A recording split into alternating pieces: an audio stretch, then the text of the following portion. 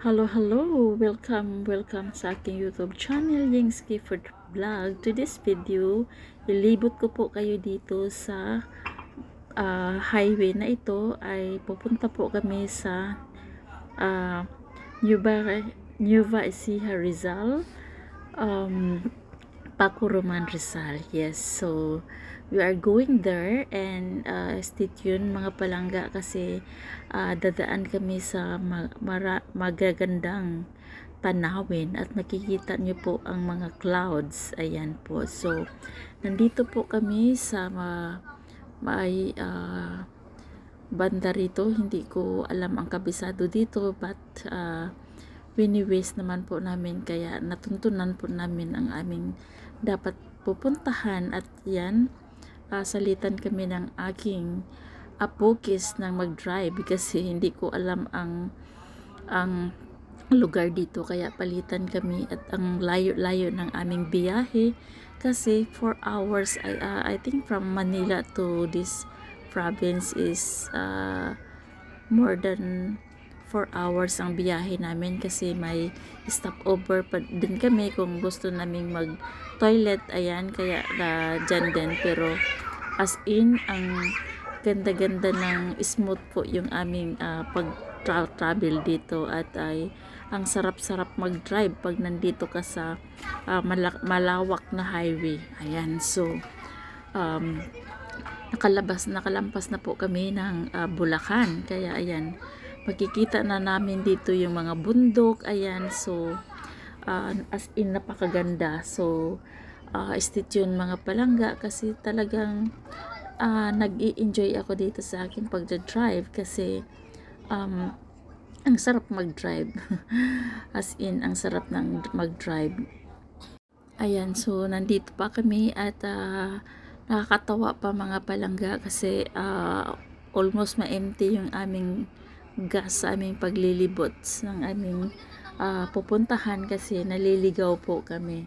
Kaya dahil siguro sa direction ng aking kapatid, mali-mali ang kanyang direction kaya nagkaligaw-ligaw kami sa dapat naming puntahan, but then tuntunan din naman po namin ang aming pupuntahan at thank God dahil nasa safe naman po yung aming pagbibiyahe dahil dito is padilim na po ang aming ang kalsada dito is padilim na kasi around 5:30 dito sa lugar na ito, pero ang dilim-dilim na ang kanyang time. I mean madilim, hindi naman makulimlim kasi I think sa mga probinsya is ibang time zone. Kaya ayan, madilim, 5:30 pa lang is madilim na. Kaya stay tuned mga palangga kasi dito ay marami akong i-share dito pag nakarating kami doon sa aming pupuntahan. Ayan, so dito ginabi na talaga kami, as in time check is 6 o'clock in the morning, I mean 6 o'clock in the evening. Pero ang sarap po mag-drive talaga, lalo na pag sa gabi dahil hindi naman po gaanong traffic, kaya maganda po ang aming pagbibiyahe sa gabing ito. So yan, so umuulan din dito banda kaya masarap din magbiyahe dahil kung makikita nyo dyan, ang daloy ng traffic is very smooth. Ayan. At dito naman ay nag-stop over kami dito dahil kasama namin ay gusto nang mag-toilet, kaya nag-stop over muna kami dito at nagto-toilet ang aking mga kasama dahil sa haba na ng biyahe namin, dahil yun na, ginabi na kami dito. So abangan nyo po dahil ang sarap po mag-drive dito. So dito po kami, ito po yung aming D1 sa aming pagdadrive papuntang Pakuruman, Nueva Ecija. Ayan po, so dito kami magda-drive o lahat na ba ay dito na at tayo lalarga na. Ayan.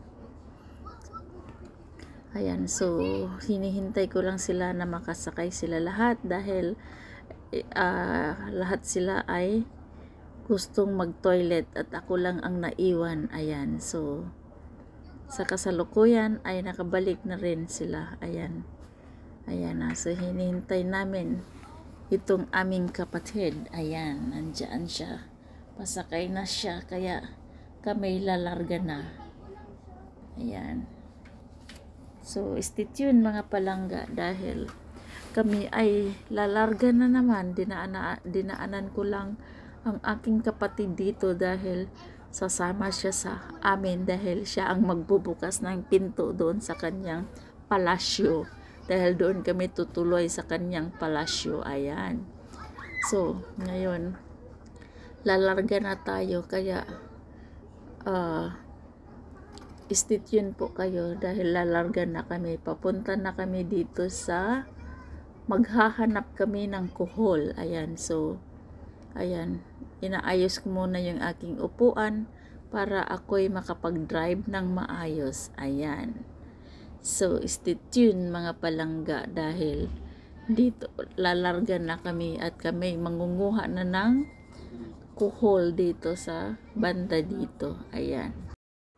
At dito naman ay magmamaniho na naman kami pabalik dahil tapos ng so dito naman ay ako'y magda-drive ulit dahil pabalik na kami sa aming puntahan dahil gagabihin na kami papunta doon sa aking pamangkin. Ayan, so stay tuned mga palangga para masamahan niyo po kami sa aming pupuntahan dahil marami po kaming dadaanan na magagandang lugar. Ayan po. At hinahanap ko muna kung saan ako liliko. Ayan, at ginaguide naman ako ng aking apo. Yan, so dito kami dahil excited kami manguha ng kuhol kasi ang sabi nila ang dami-dami daw kuhol doon at saka mga crabs. So as in excited akong manguha doon kung talaga bang mayroong kuhol talaga doon ng aming makikita. Ayan, so tignan natin kasi ang sabi nila maraming hipon din at mga hito or tilapia or bangus. So, tignan natin dito para makita natin.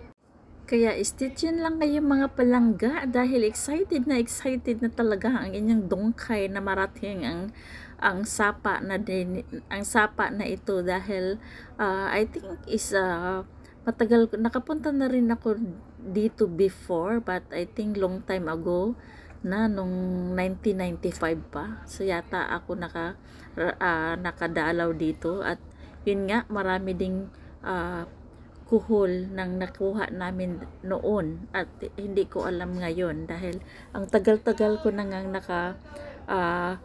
nakapunta dito at excited na kami at makikita nyo ang aming mga mukha dahil talagang excited kaming manguha ng live doon sa sapa ba yun? Hindi naman yata sapa yun dahil anong tawag doon? Parang fish pan siya, ganyan. So kami ay lalangoy papunta doon mga palangga, kaya abangan ninyo mga palangga dahil ang inyong dongkay ay lulusob na doon sa maputik na putikan, charot, ganarn. Kasi marami pong mga itik na nandoon kaya so lulusobin namin pati mga itik dahil mangunguha kami ng mga itlog mga palangga doon kung mayroon po kaming makikita. Ayan, so lulusobin namin pagdating namin doon. Kaya excited na itong mga dalawang bata na ito na kasama namin mga palangga. At excited din silang manguha ng kuhol. Ayan. So, stay tuned mga palangga dahil marami akong isi-share doon pag ako'y nakarating na doon sa palayan palayan na yun. Ayan. So,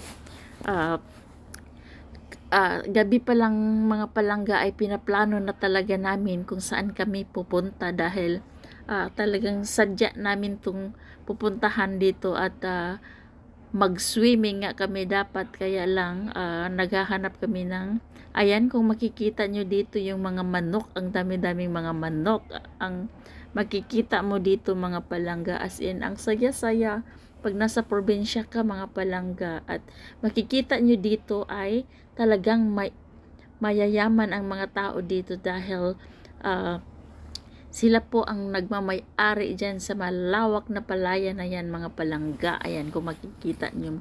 At ito naman yung mga pato or itik. Yeah, so ang dami-dami ko naglalakad sila mga palangga, mga pato, ayan. Mga ducks, ayan. So kung makikita nyo yung mga yung mga anong tawag niyan, yung mga pato, baby pato, ayan. So kung makikita nyo dito ay kami naglalakad na dahil narating na namin mga palangga ang aming dadaanan dito ay matirik, kaya kami ay nagkadapa-dapa sa aming pinupuntahan mga palangga, kasi ang nangyari dito mga palangga ay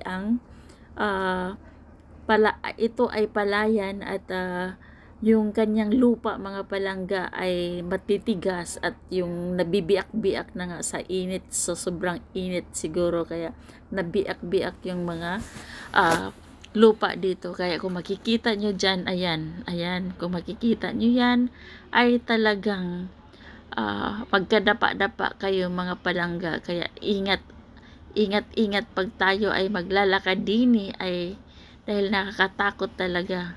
At ilang beses na ako nalaglag dito sa kanal mga palangga, pero sige pa rin kami, lakad pa rin kami ng lakad para narating namin ang ilog na doon mga palangga. At pag malinis ang ilog doon mga palangga ay doon na kami mag-swimming. Ayan, so kung makikita nyo napakainit, pero as in mga palangga, kahit mainit siya, malamig ang simoy ng kanyang hangin mga palangga, kaya mapifeel talaga natin na talagang Christmas is coming up na po talaga. Ayan po, kung makikita nyo yan, dahil naglalakad po kami dito sa anong tawag dito, yung mayroon silang maliit na parang kung tawagin sa amin sa Bisaya is pilapil. Doon kami naglalakad, pero maliit lang po yung daan na po na yan, kaya talagang mag-iingat po, tudong ingat po namin dahil pag nalaglag po kami dyan, ayan. Tapos dahil yun nga,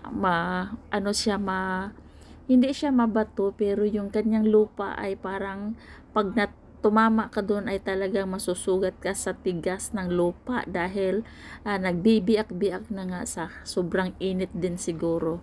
Kaya parang bato ang feeling mo pag hinahawakan mo at masakit. Ayan. So, nandito na po kami. Ayan, malapit na po talaga kami dito sa ilalim ng mangga. Dito sa ilalim ng mangga mga palangga ay ayan yung may ilog na nandoon ang mga kuhol.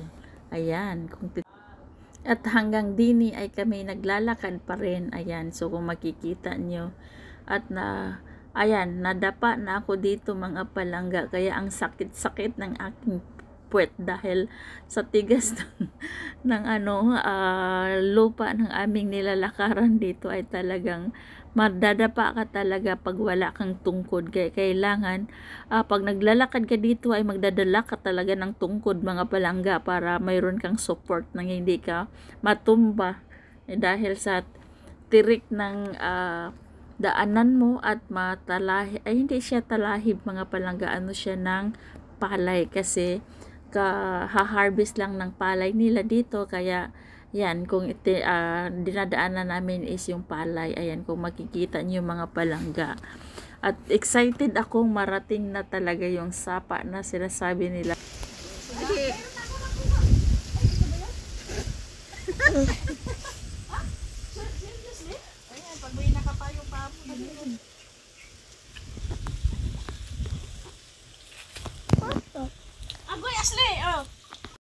So sa wakas mga palangga, nandito na kami sa aming kukuhanan ng kuhol at ayan, lulusob na ang inyong dungkay mga palangga dahil excited na akong mamulot ng kuhol. Ayan.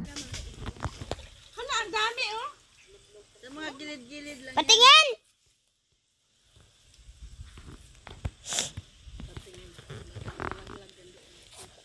Apo, hindi pa naman sa dito.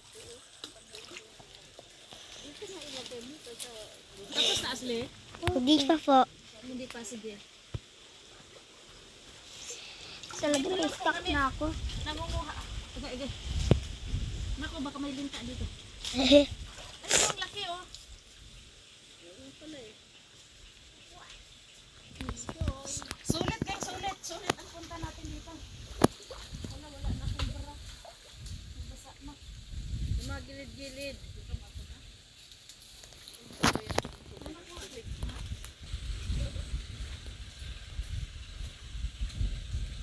Asli, yung tuwalya mo, pumayat na. Pumunta ka dun sa kabila. Kulitan?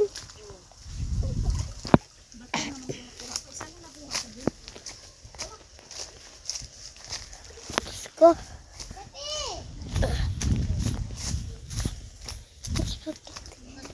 Yan guys.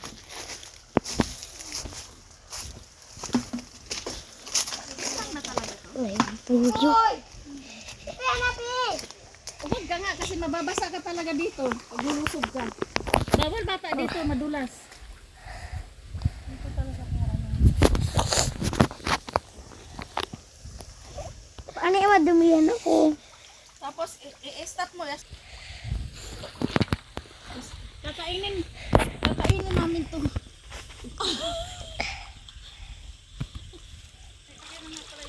Parang nanay. Parang naman.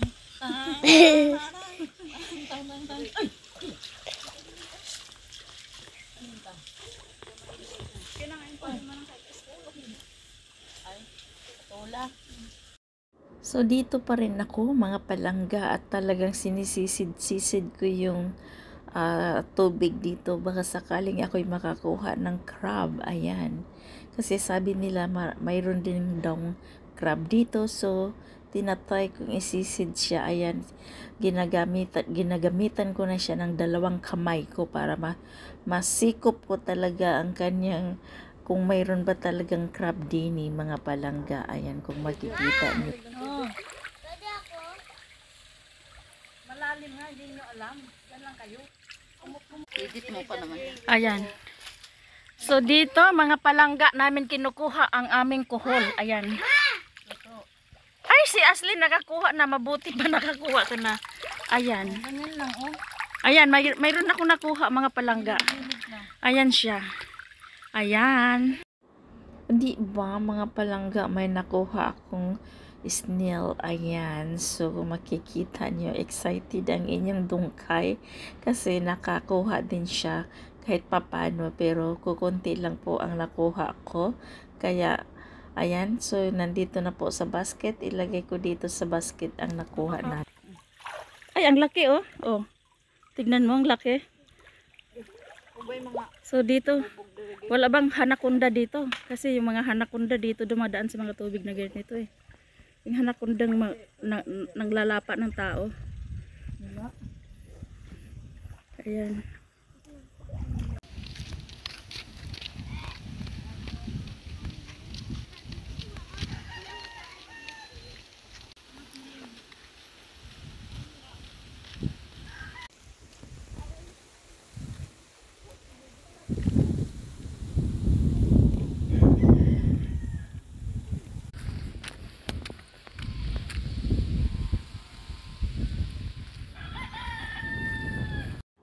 So dito naman mga palangga ay pabalik na kami sa aming